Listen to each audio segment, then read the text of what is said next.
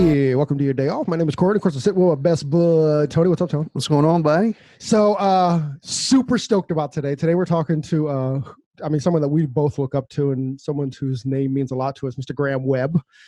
Yeah, he's been a huge impact on a lot of hairdressers.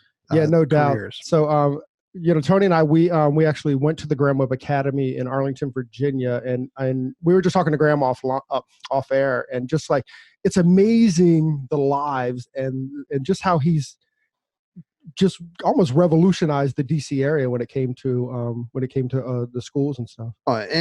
Anytime you mention a cosmetology school, Graham Webb was at the top. Yeah, you know exactly. what I mean? Everybody else, yeah, they were number one. Oh, you went to Graham, or I went to Graham, and it just there's this. Well, that's why we went, right? I mean, Yeah. we went because the reputation was so good, and that they promised you would have a better career after going to Graham Webb, and I think they were kind of the first ones. Graham Webb in DC was kind of the first school that had a high reputation, had a really good reputation, right? In Yeah, school, right? So, yeah, it definitely wasn't a haircuttery.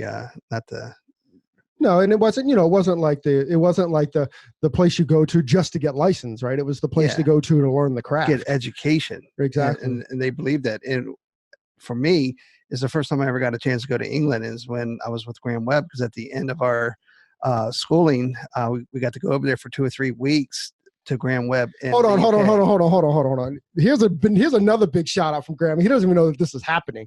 But when Tony and I went to London with Graham Webb, because they did like an exchange program there, is that they didn't have rooms for us. Remember, we landed at Heathrow and we had no place to go.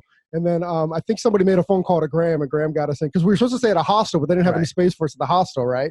And then we got there, and then Graham put us all up in our own rooms in these great hotels. So I guess we'll get on, and so I can thank him. We'll jump on. Sound good? Let's do it. Okay, he's got such a great story. I can't wait to get into it. Mr. Graham Webb, thank you very much for joining us on your day off. Oh, it's an honor. And it's going very well so far, thank you. Touche. Yeah, so I mean, I'll start off and say, dude, thank you so much, because we were definitely stranded in London, and something I don't know if you remember it. It was like in the early '90s, but we actually got stranded in London, and then by the miraculous Graham Webb, we ended up all in hotel rooms. Some of the tours that we were able to take, we had because of Graham Webb, a VIP tour of the House of Parliament. Oh yeah, right. And we got to go in the basement and watch where Henry VIII used to play tennis and all That's that. right. That was amazing. Yeah. So many, many, many thank yous. And it's a pleasure. There were so many things like that I was able to do, and it was a part of the fun, as well as the adventure. And I guess it separated us from the regular, hair care company or academy. We tried to do different things. And I've always thought that business is about fun and profit. And that we tried to make sure there was a fun bit. Awesome. Like I said, just thank you again, because those kind of stuff just isn't available. So where did you grow up in the UK? Well, I was a guy from a council flat, like a government-funded home. And I was born with a disability called spina bifida, where the spinal cord doesn't form properly. And depending on the level of severity, it has a lifelong effect. And lots of difficulties as a kid. So I dropped out of school age 15, and my final school report was lazy, silly, bone idle, and apparently content to remain so. And my favorite page of my book is the first page, because underneath my school report, it says, presented to Mr. Graham Webb for his outstanding achievements in education, industry. And so I kind of, it got good in the end, but I didn't have a happy childhood, although my parents were lovely. And I had no confidence or self-esteem. And my mum was good at sales, so she tried to persuade me to get a job in sales. But these big companies didn't want some loser that dropped out of school at 15 with no qualifications. So 62 companies wouldn't see me. And my mum saw an ad for a trainee hairdresser barber. And I thought, oh, I don't know if I fancy doing that. And I went along, and it was a pretty cool salon at the time. And the guy said, sure, I'll give you a 3-month trial, which could lead to an apprenticeship. And I said, oh, well, it's not the career I wanted, but at least I have a job. And at the end of the 3 months, I could see that the industry was not the way it's too frequently perceived. What do you mean by that? What do you mean by that? Well, certainly in the UK, but I think in a lot of countries as well. If you've got unlike me, if you've got a well-educated daughter or son, and they do really, really well at college or school, and then they say, well, I want to be a hairdresser, there would be some parents in the UK that would be a bit displeased. There's an awful lot of ignorance. And I can't tell you the hundreds of interviews I did, especially in the early 15 years of my business here, where you could see the anger on the parent's face. And it was always very frustrating 20 years later when the dad would happen to mention to you how proud they are of little Jeannie or Jamie with their new Range Rover car, and how well they were doing. And I always looked back at the anger that they portrayed at the young person's interview. So I did spend almost my whole career doing things to try and change the perception of the industry from outside. I mean, we had a lot to do within the industry, Certainly. but outside the industry, the influences of the world, I did a massive amount to try to change the perception, because it's an extraordinary industry. You've only got to look at the numbers, but that isn't always the perception. So I joined the industry. I always wanted to be a drummer, but as a slightly disabled kid, I didn't think I'd be able to do it. And a lot of my family were musicians. And anyway, as a result of being offered that apprenticeship, I saw my apprenticeship through. And although we don't have qualifications in Britain, as you probably know, but I kind of qualified. In other words, I'd served my time, not in prison. I mean, in the apprenticeship. Although I guess sometimes it felt like that. So Graham, how does spina bifida? How does the I don't know, what is it, a disease or whatever it is, like? Well, you're born with the spinal cord not closing properly, and in severe cases, you get those babies with the really big heads called hydrocephalus. And in the milder cases, it just affects sometimes your stability or your bowel or bladder or the like. And I kept my disability hidden because I had this silly feeling that I was in the beauty business. And in the beauty business, you don't want somebody that might not be so beautiful in certain areas. Right. And it was only when I wrote my book, at the persuasion of my 14 surgeons, and equally the lovely people in Canada and the US, who knew I was a school dropout, but they didn't know my secrets. And when I wrote the book, which was completely honest, it was like taking a huge piece of baggage off of my back. Wow. And I did not expect the number of people that I would actually inspire through getting victory over my adversity. That's amazing. How does the disability affect you personally? Well, I used to have really weird, funny feet, but I had them rebuilt in America. And I used to have some urinary challenges, which again, a marvelous magician and surgeon changed my life there. But you've got to understand, as a guy from a government house with no self-esteem or confidence, and 62 companies not giving me a job, it took a lot for me to gradually climb the ladder of positivity until, I came out the other side, and it then almost felt like a gift because I could inspire so many other people, that the many people within the beauty industry and outside who either heard me speak, which was always honest, and even in beauty audiences for distributors and the like, people would come up to me at the end and they didn't all want to talk about my shampoo. They often wanted to share their problem.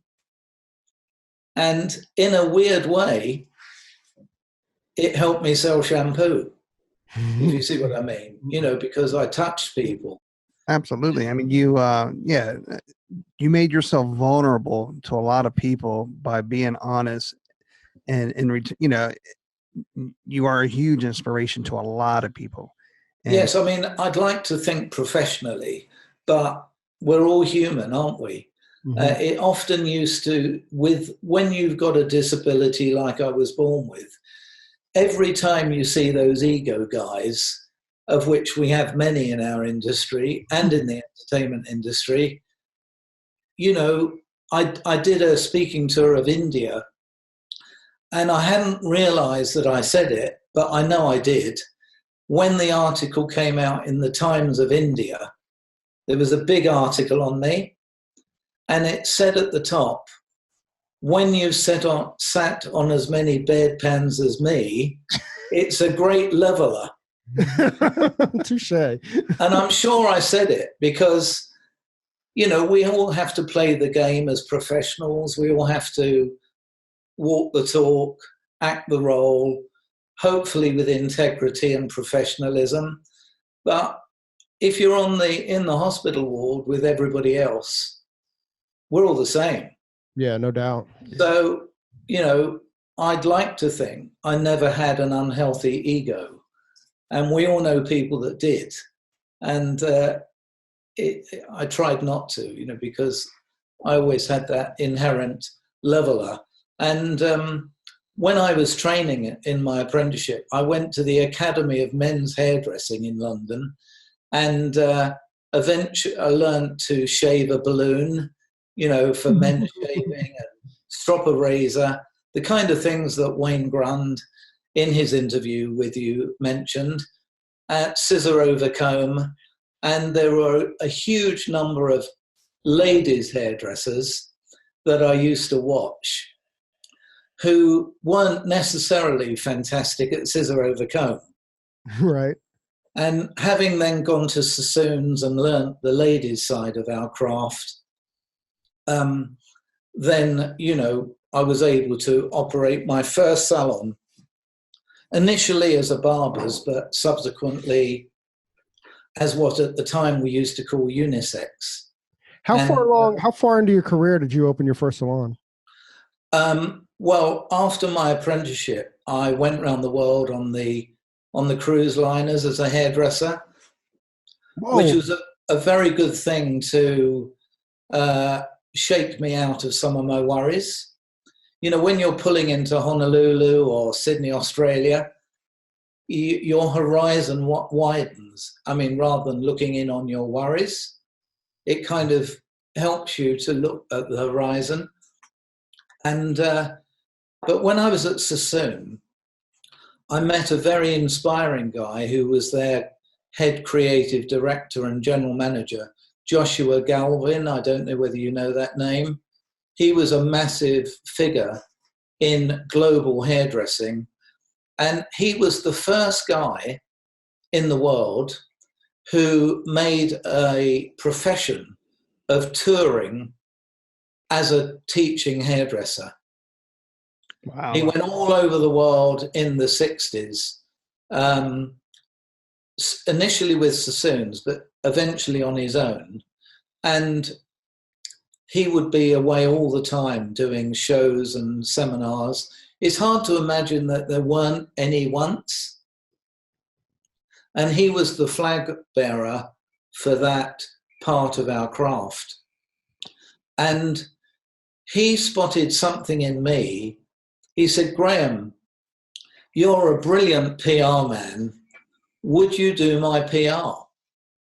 So I had 3 salons in the UK at the time, and I had a part-time job with Joshua as his publicity guy, which was a very strange dynamic. But like everything you do, you know, it taught me a lot.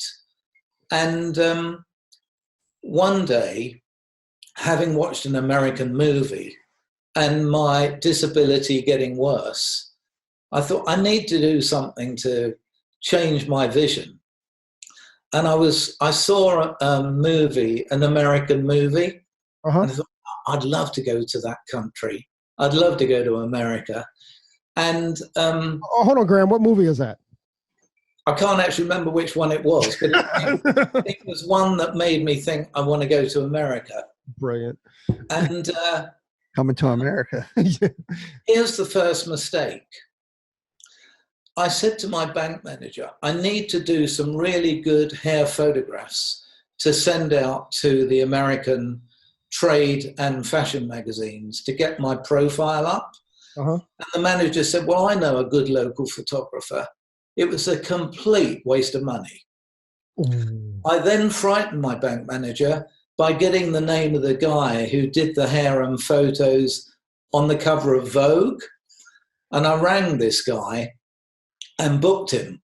I had no idea what I was doing. He said, do you want to do a model call? Model call, what's that? You know, I didn't say that. I pretended I knew. Those pictures looked like Vogue, and they were the ones that attracted Modern Salon magazine.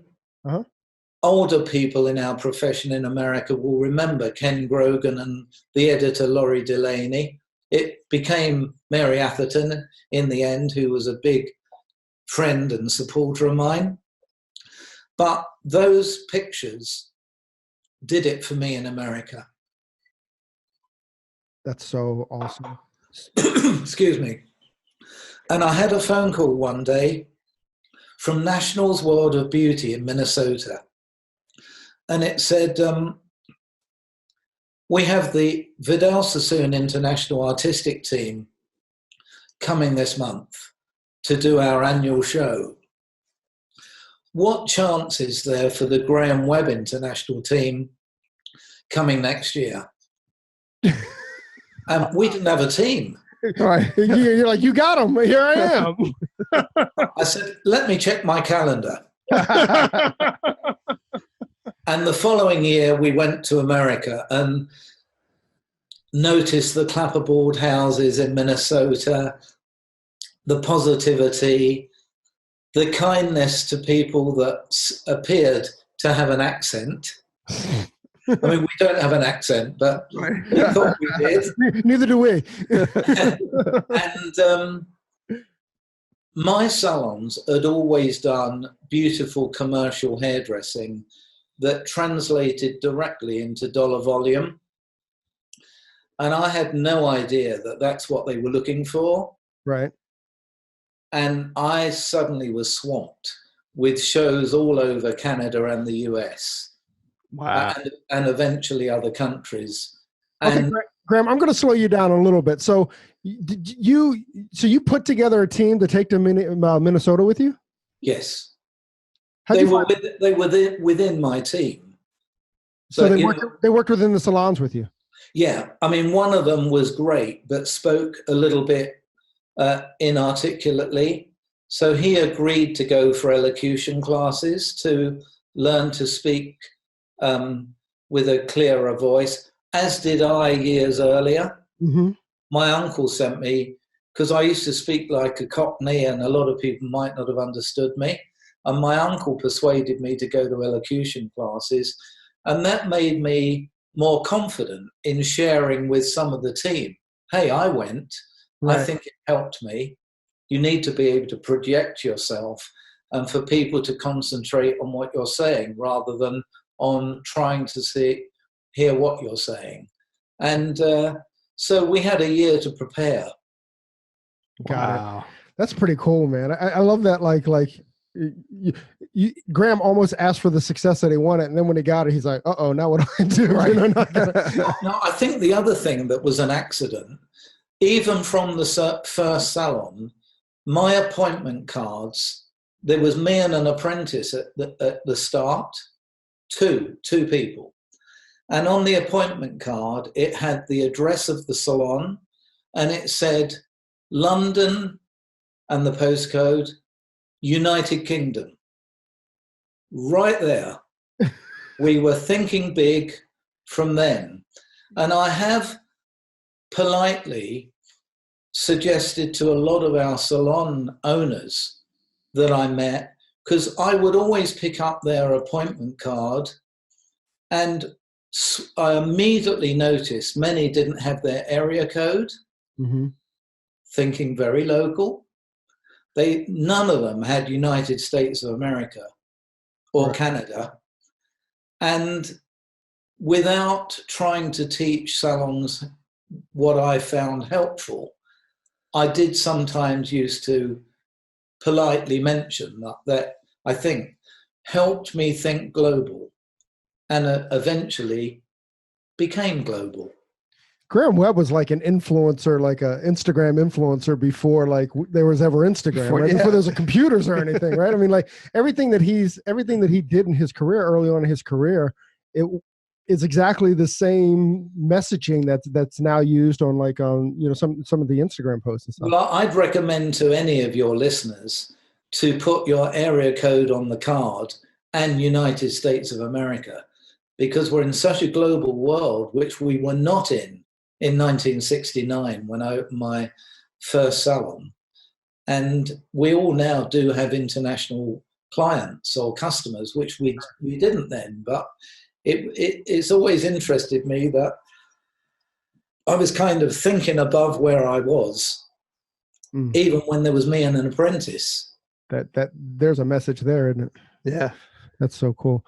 All right. So how many salons did you end up opening in the UK? Well, I opened some, and then some years later regrouped and closed a smaller one and opened a bigger one. So 16 was how many I've opened in total, but 11 was really the core number. We ended up with 11. So you ran 11 at the same time then? Yes. And in the early days, I was, I did everything. But then I realized that I either needed to get a business manager in, or I needed to try and become better at business. And I went the latter route.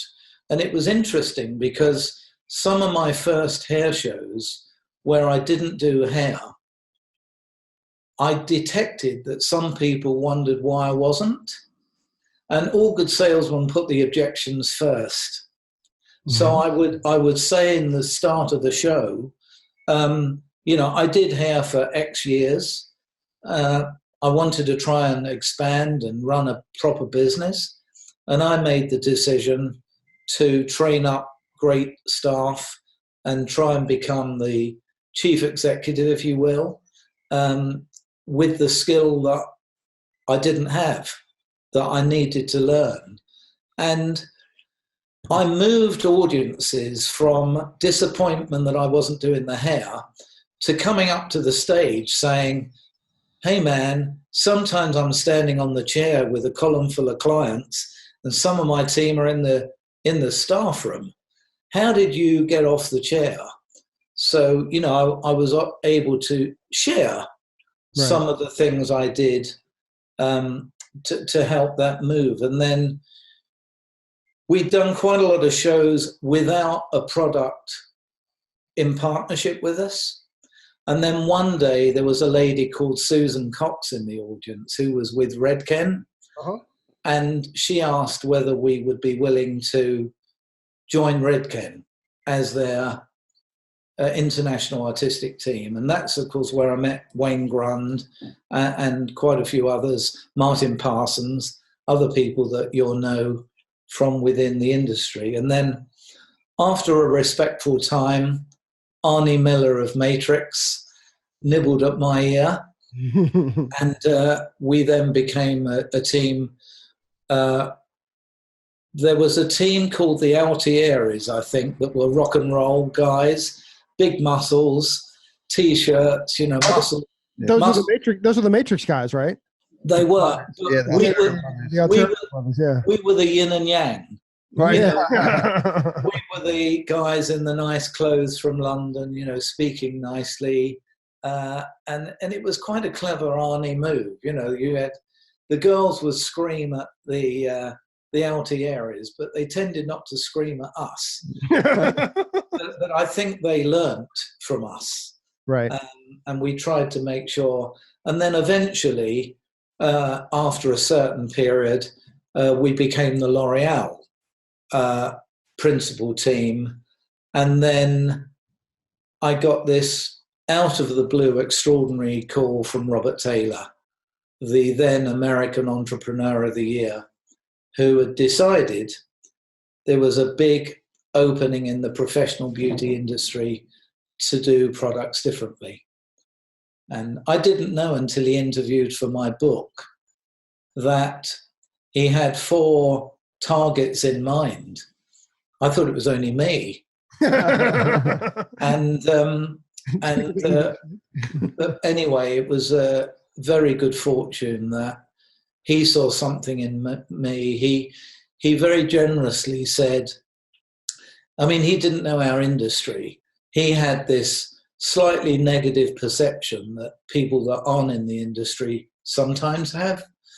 And he expected me to walk in with a gold medallion and a gypsy earring. Nothing wrong with that. I didn't have that.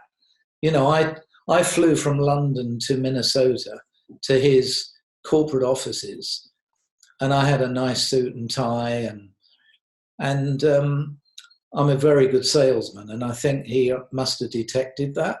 Mm-hmm. And we ended up going into business together. And I don't know if you know the story, but briefly, he was sitting in a salon at Lake Minnetonka where he had a multi-million-dollar home. And he noticed the same women in that upscale salon that bought his Calvin Klein products in Nordstrom's and Saks, because he owned Calvin Klein under license. Wow. And so he bought a bottle of shampoo from that upscale salon, and they just gave him the bottle. Whereas if you bought a bottle of Calvin Klein shampoo from Saks, it would go in a tissue bag, maybe with a gift with purchase. Mm-hmm. The same women. And he thought, wow, there's a better way of doing this, he thought.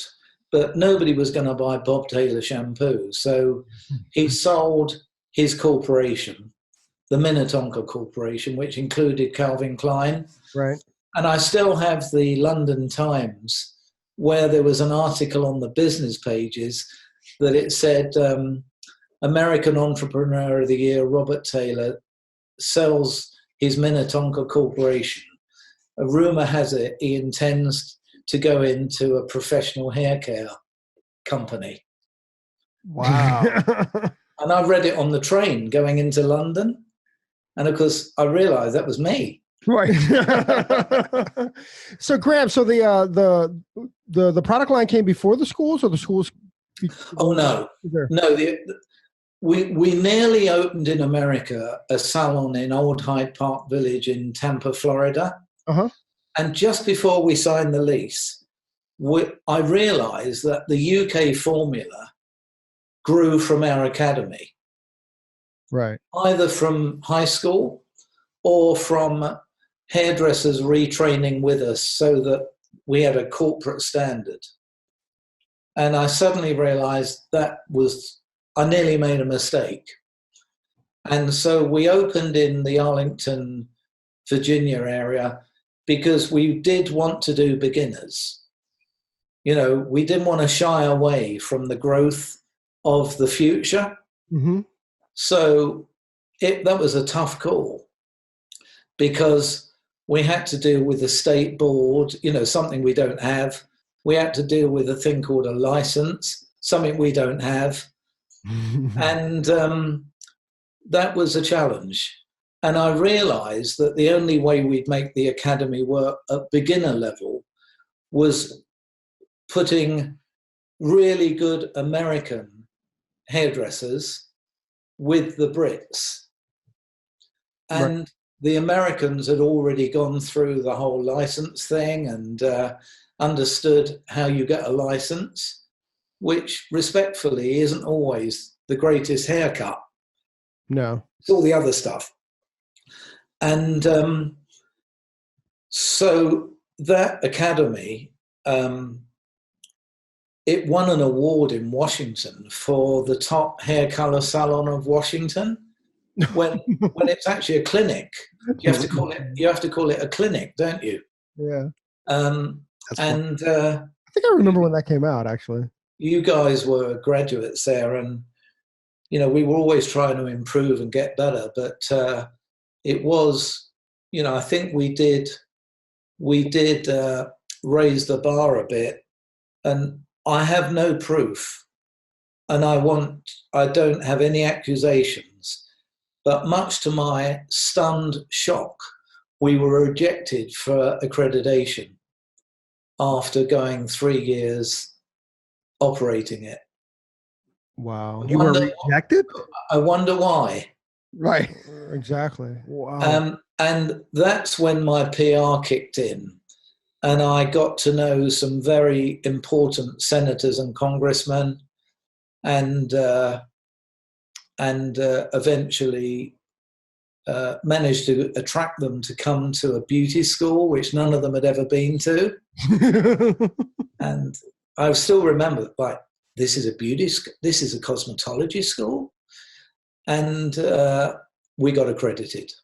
Wow. I'm not suggesting there was any influence, but Hey, that's how things work sometimes, right? we did. And On Wilson Lane. That's exactly yes, right. and I then began the same journey in America and Canada as I did in the UK, with doing things outside our profession to try to raise our industry profile. What did that look like? Like outside the profession, what were you doing? Or I was giving speeches to organizations like Rotary and Chambers of Commerce, and things that weren't directly related to my revenue stream, Mhm. but they were related to my industry, to try and, for example, sometimes I would open a speech saying, my name is Graham Webb. I'm part of the $60 billion professional hairdressing industry. And you could see the men and some women, but you can see the men in the audience thinking, crikey, did I hear him right? I would always say it twice, you know, because I knew they'd be wondering, did I make a mistake? And I would talk a little bit about my journey and some of the journey of some of our people within our craft, not just at Graham Webb, but at other respectful, you know, organizations. And nobody wants you to be too serious. So I would sometimes follow up my intro with, I'm a specialist in cutting waste and trimming overheads. I'm a hairdresser. That would make them smile, you know, and realize I wasn't too full of my own importance. That's brilliant. That's really funny. So you started so the product line that you started with Robert Taylor, that was the Graham Webb product that we know, or was that a earlier No, it was a Graham Webb product that we launched, and it had a little Union flag on it at the time. Mm-hmm. And it had Thermocore Complex, which the University of Minnesota had proved helped to heat was helpful as opposed to not helpful. Right. So that was one of the marketing strands. And we had extraordinary samples. Do you remember the little samples we used to give out? Now, how cool is that? Yes, I totally remember that. Yes. Yep. I remember we used to do the scalp massages with the natural bristle brushes. Yeah, I mean, that's better than a sachet, isn't it? That's amazing, man. Yeah, that's fantastic. Completely. So everything was upscale. It's the only way Taylor knew how to do things. I love that. And it fitted right in with my way of thinking. Okay, can I give you a big shout out for Ice Cap? Ice Cap was the most amazing conditioner ever. Yeah. It felt amazing. It was like air conditioning for your scalp. Yes. You know? Well, do you know why it was called Ice Cap? Tell us. One of the things I said to Taylor was when I went in for major neurosurgery, I was sent back to the hospital ward wearing an ice cap, a cap of ice. Right. They knew the headache I was going to be getting. And it was a very unfortunate, awful experience. Years later, it became a positive. Right. No doubt, man. That's amazing. So awesome. I love that product. So you said no to almost nothing, right? You're like, even if you weren't prepared for it, you're like, sure. And like, going to Minnesota a year later, exactly. You didn't have a team, but you brought a team. And here you are with your own product, the schools, the 11 salons, and you quit school at 15. I mean, that's with a disability. With a disability. Amen. So that proves to you nothing is impossible. Nope. No. I think when I took on the different opportunities or challenges, it was with measured consideration. Love it. Love it. I didn't just jump in, without thinking. So, were there things that you got into that you got in a little bit over your head, or things that became a challenge or became like a future learning experience? Like, where did you fail, Graham? I made millions of mistakes. And one of my many mistakes was when the salons got a little busier, like 3 salons or 4 salons, I would fit in a potential new staff member in between clients. Sometimes if I was running a bit late, I'd still see the applicant and give them like a 2-minute interview. And then it would be a catastrophe because I'd had somebody leave their current salon, join me, and me realize I'd made a mistake for them and me. Right. And although I'm a really good salesman, I'm really soft underneath. So I'd lay awake most of the night and say to Mandy, my wife, darling, I made a hell of a mistake. I've got to speak to Johnny tomorrow or Julie or whoever. I've got to tell them that, I made a mistake. And I would be shaking like a leaf, because I'd made such a bad mistake. So I learned the hard way that they are the future and they deserve to get a proper interview so that their aims and objectives are somewhat similar to the way the company's going. Right. Because I used to say, people go to Sweaty Betty's hair salon and pay, $10 and there's no training. I mean, clients go there, staff go there. Right. But that wasn't the way that we operated at Graham Webb and many other high upscale organizations. And you brought so many people to the U.S. in the sense of you're talking about educators. I remember you bringing Trevor Sorby in one year. We were there. You would bring all these people from the outside, from the UK, into our school. Yeah. Yeah. I can't remember if it was Trevor, but of course I've always respected Trevor. By the way, a former barber who could do scissor over comb. That's right. So, we both came out the barber way. And And I would meet quite a lot of the Brits on the show circuit, you know, Trevor or Irvin Rusk. And of course, I'd be pounding the show circuit with Robert Reed, you know, and a chap called Zenon, who was a real character back then, and Gary Gerard from San Francisco. We'd meet up at all these shows, and they'd notice we're getting a bigger booth and a bigger booth, and then a booth for each brand, because obviously we had multi-brands, which was Taylor's genius at covering the whole market. Right. Even our low price point product, Back to Basics, didn't look low price point. You know, we had bath salts and all kinds of stuff. And I used to joke, I'm very involved in everything we do, and there's a little bit of Graham in every bottle. That's awesome. So with I'm kind of to piggyback on Tony's question. So like even like at the school, like half the staff was like were British. So I mean, you changed a lot of those lives too, right? Like how was it convincing like Gerard or convincing you know, some of the educators to come to the US? Or Well, I've got a feeling that Gerard was not somebody I had to overtly persuade. but most of them I did. I mean, America seems a big country and it's a long way away. And when I first decided to bring people over, I thought I was going to have a line round the block. right. But I didn't. I'd have the odd one or two. Not because they weren't excited by America. I think they were daunted by America, even though they'd be working within the same family. Right. And I'm very aware from what Gerard said last month to me, and others have said to me very generously, you know, I changed their life. Well, they helped me change my life, even though I've always lived here.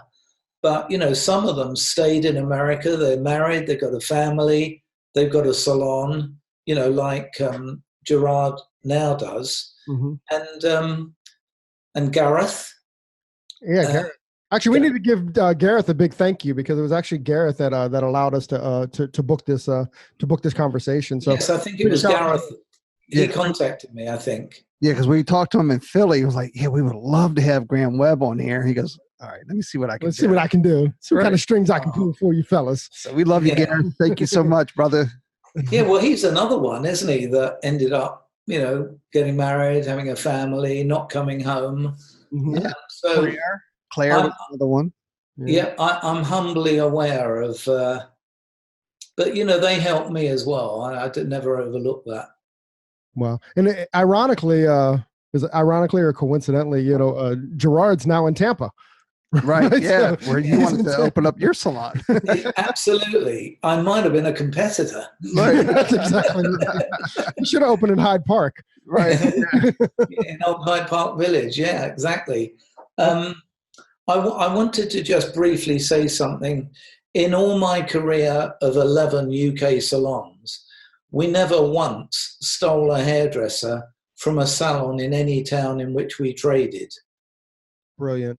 We always either grew from school, or we took people on from outside, and they had to go through the academy. Their question was always, "Oh, for how long?"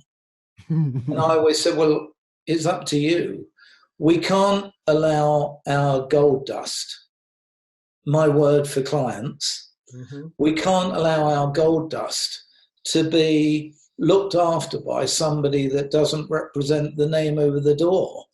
Now, of course, we don't want robots.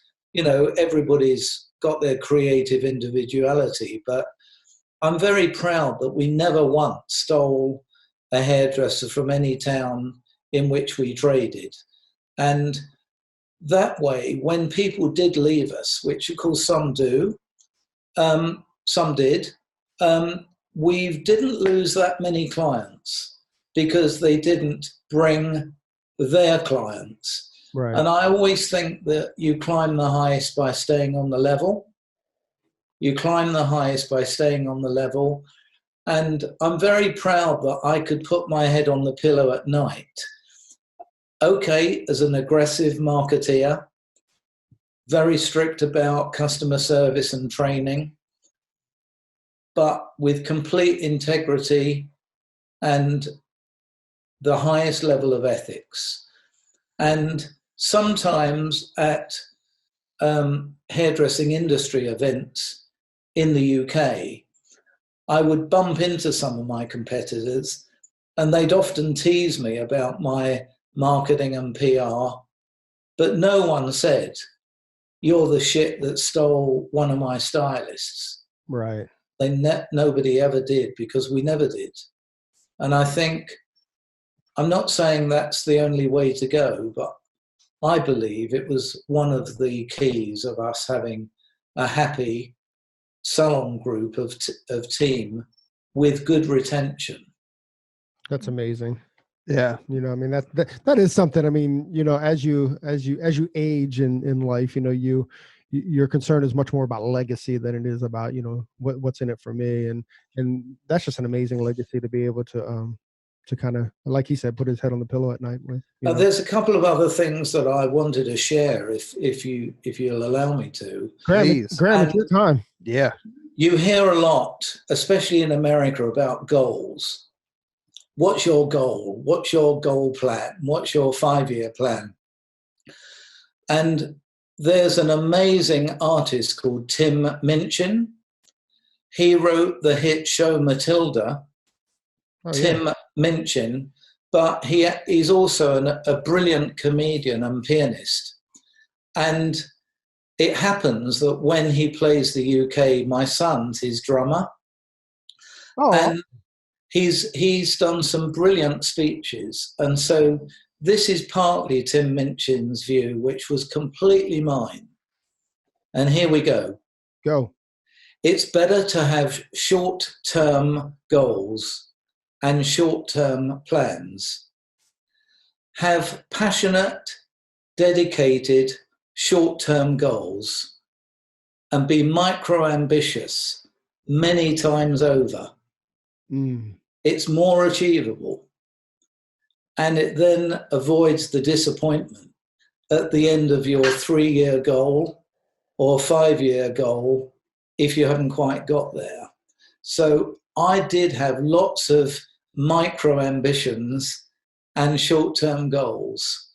And when I heard Tim say that in a speech, I could have been looking in the mirror. Wow.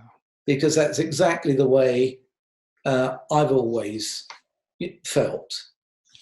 And the other thing I wanted to say, I realized that I had 4 key principles, because sometimes people have kindly said, you know, what do you put your success down to?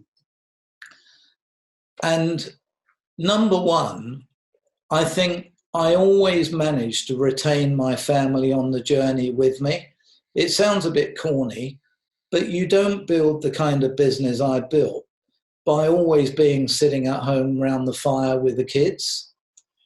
And my daughter, one of my daughters said to me one day, "Dad, we were at your hospital bed for all your medical procedures, but we were at the British Embassy in Washington when you launched America. And when you brought American and Canadian guests to our home, you always included us. It was never, oh, young children, you need to just go and play because we've got important customers here." They would sit round the table and join in the conversation. In fact, Robert Taylor, I mean, this is funny when you know that you got normal kids that argue and scream and shout sometimes. But Robert Taylor said one day, "Did you get your kids from Central Casting?" They learned, you know, when they could scream and shout and when they couldn't. And I had 4 key principles. One was to take my wife and children on the journey with me. And by that, because I was away a lot, I used to take each of my children away individually for a night's bed and breakfast, and my wife. And even today, I get emails from people around the world who write to me and they say, I had one last week.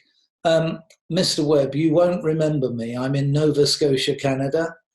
I heard you speak, and I've just come to St. John's, Newfoundland, with my daughter Caroline for a night's B&B. That's so great. So my kids still remember those, and I had managed to keep a balance. I wasn't always away creating a trail of destruction. The next principle is you define who you are. Don't let anybody tell you who you are or what you might be capable of achieving or not achieving. Third, anticipate the unexpected, because the unexpected will happen.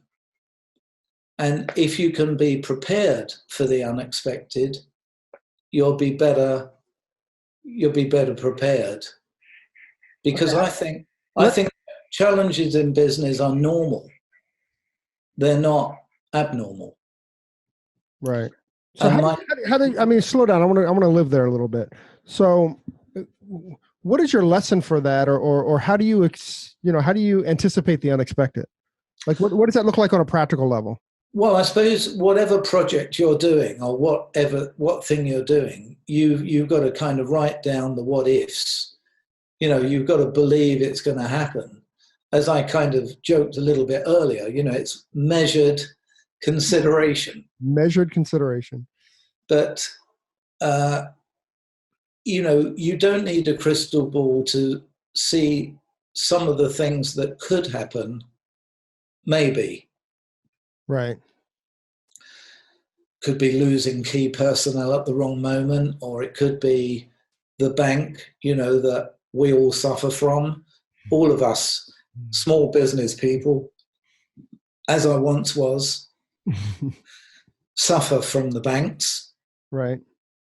I remember once going to my bank to open a new salon, and he wouldn't let me have the money, something to do with gearing or some boring thing that I didn't understand what it was.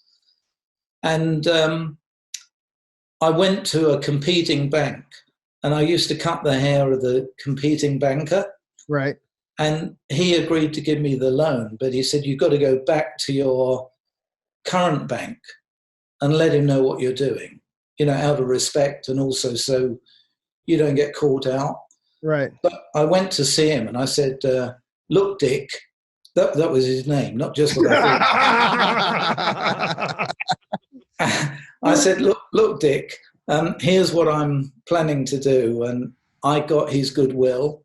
And funnily enough, for quite a few years as a growing small firm, it was quite a good accident to have two banks. Oh. Because I'd hit the payroll with the left one, and the right one would be okay, and then the wages would go through, and that would hit the right one, by which time the left one, But of course, when I opened in America, it was such a big deal. I had to just get one bank. But anyway, I was talking about anticipating the unexpected. The next principle was balance your life.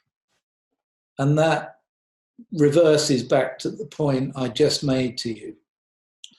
Take your friends and family, and if you're lucky enough to have a partner, your partner with you on the journey. And the final one sounds a bit corny, but because of my own former difficulties, try and create joy and happiness for somebody at some time, especially children. Lift them up rather than put them down, like my final school report did. That's right. Were you able to speak to that teacher after your success? Well, as I told you, I was invited back as guest of honor, Right. where they gave me that certificate, which I've still got on the wall in my kitchen. Brilliant. And I was Mr. Professional. I was really addressing the kids in the audience who might feel like I used to. I did share what my report was, but it was all about the kids in the audience rather than trying to get one back off of the teacher or teachers that wrote that Right. horrible stuff. And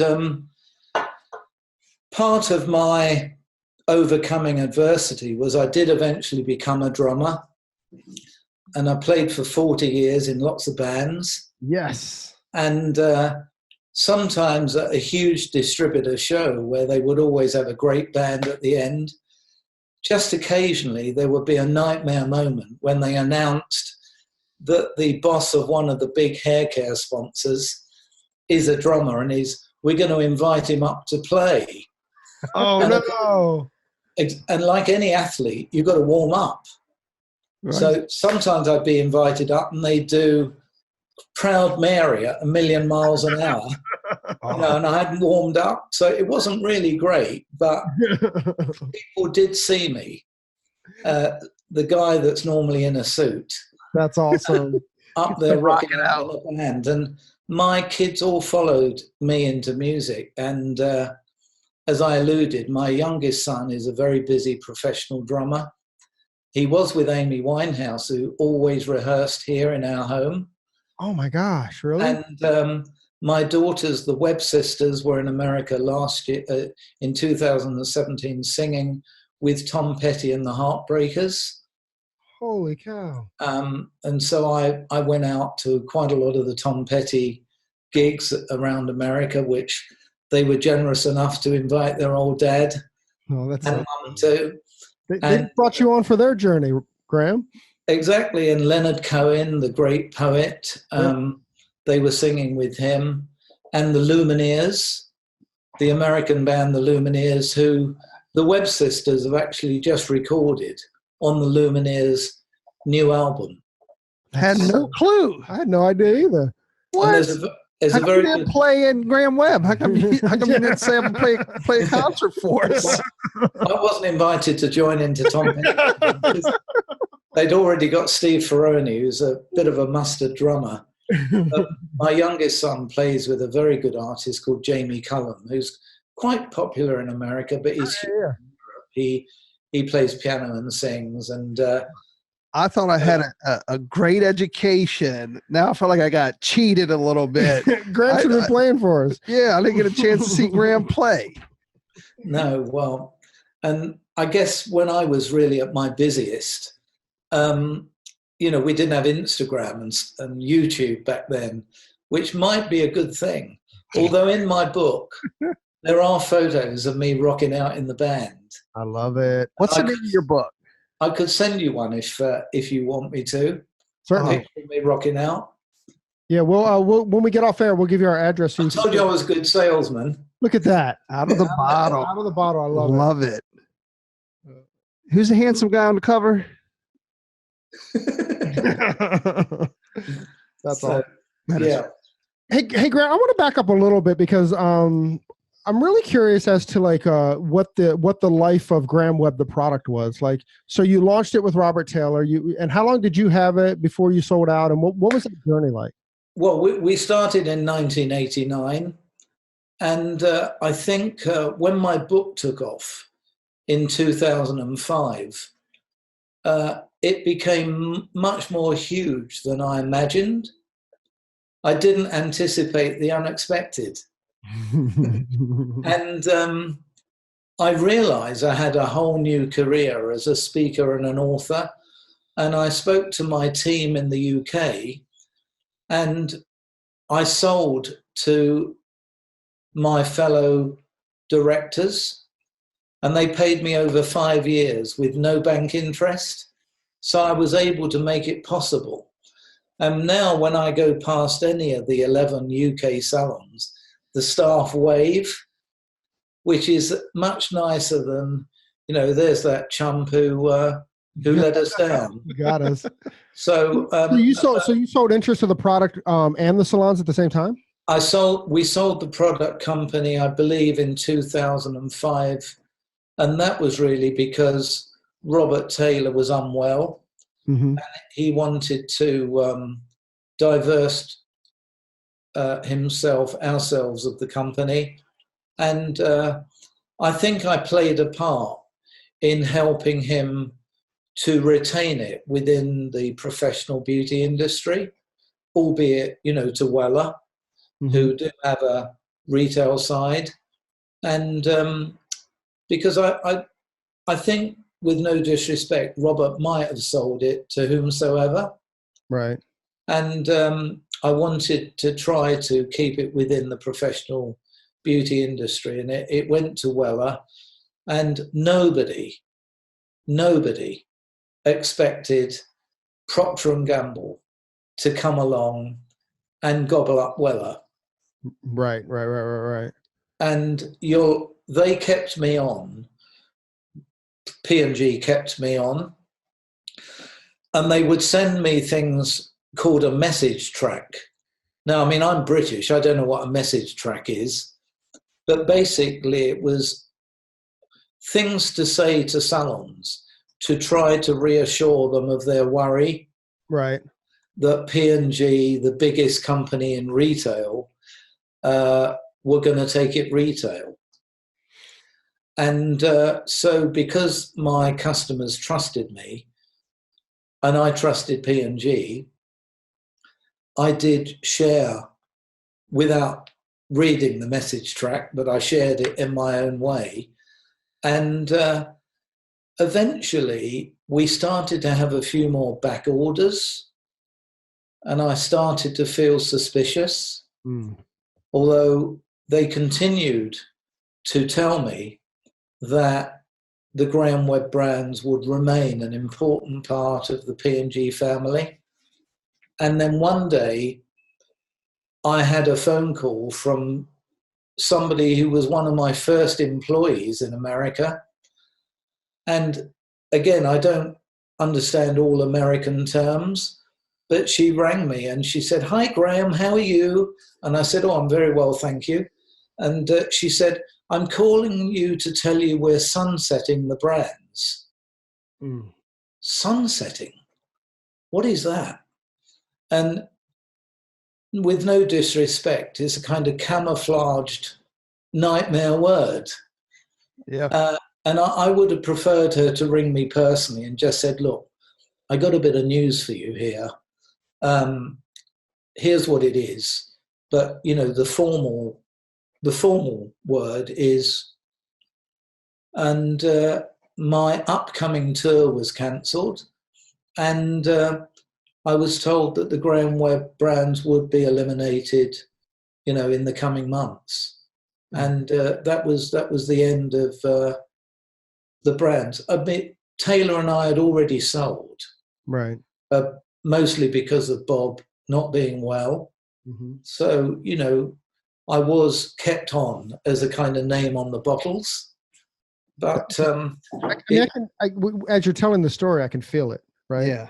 I can feel the disappointment, or I can feel the I guess that's the best word for it, right? I called as many salons as I could, which shocked them to say personally that, this wasn't something that I expected or engineered, and how sorry I personally am, as well as the commitments that a lot of you guys had made.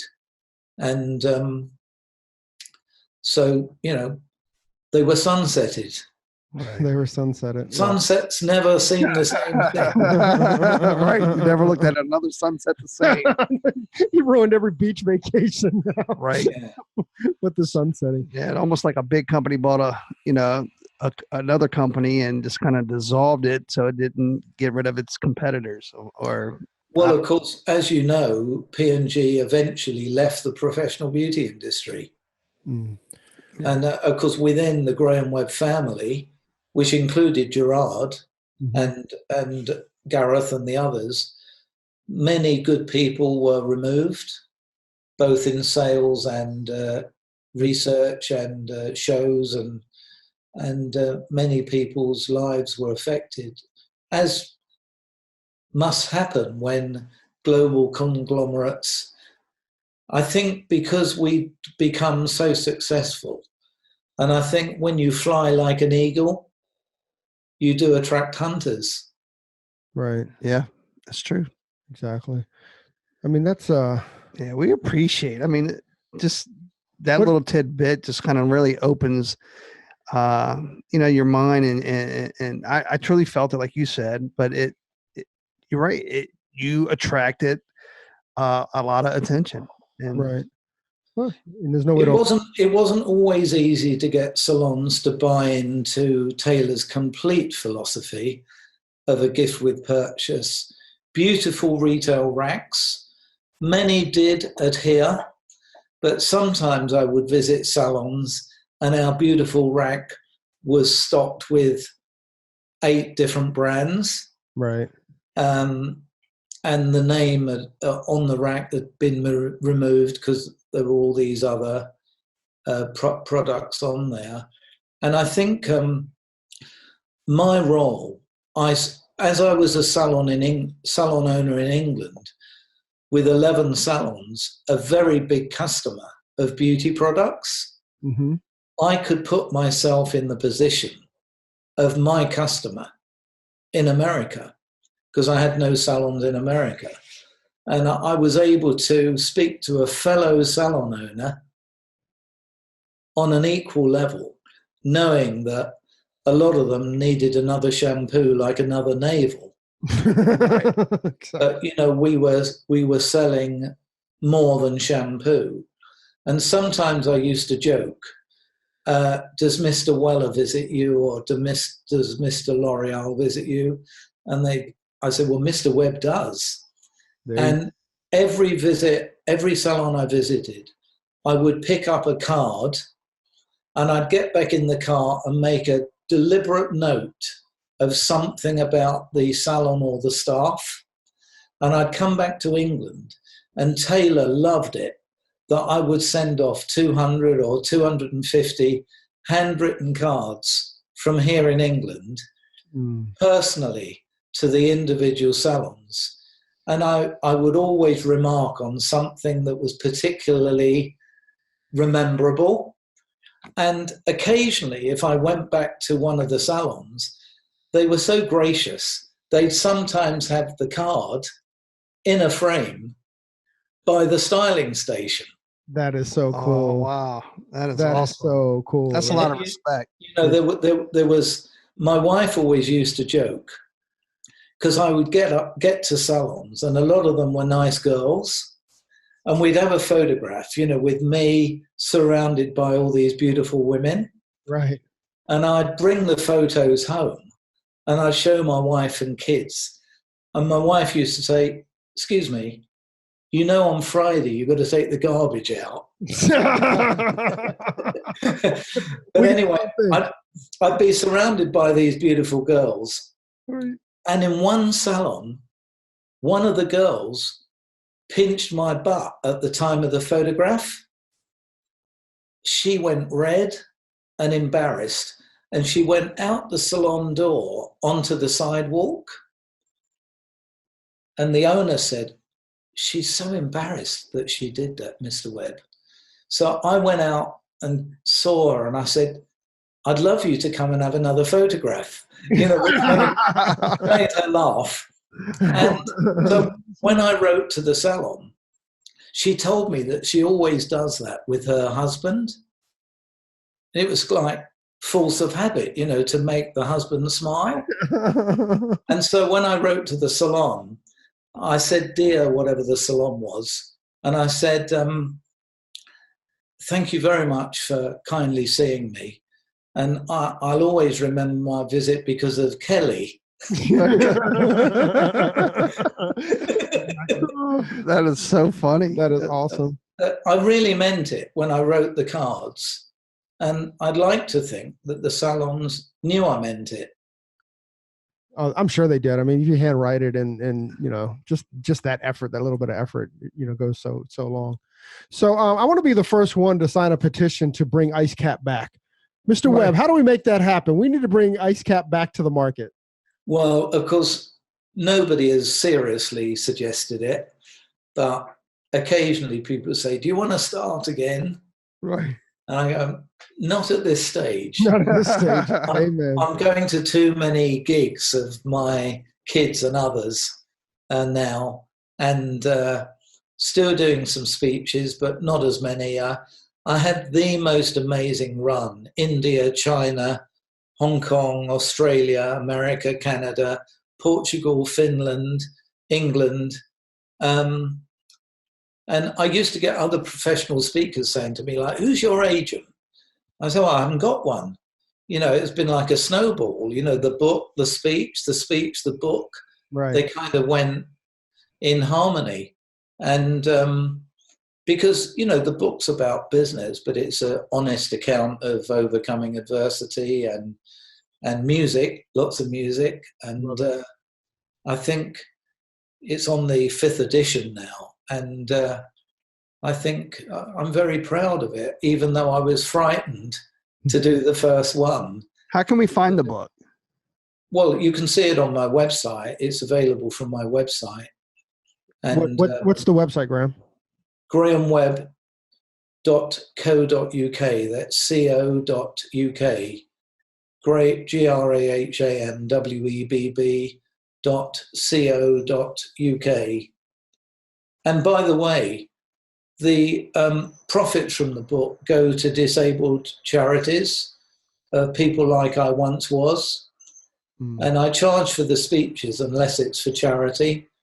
But apart from how the book appears to have helped a lot of people, in business and other ways, the money has definitely helped a lot of people.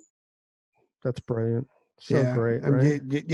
You've helped a lot of people, and you've impacted a lot of people. And again, Corey and I, you've impacted our lives. And you didn't know it, and you haven't known it, but you know it now. But we want to thank you from the bottom of our heart. And the Graham Webb family.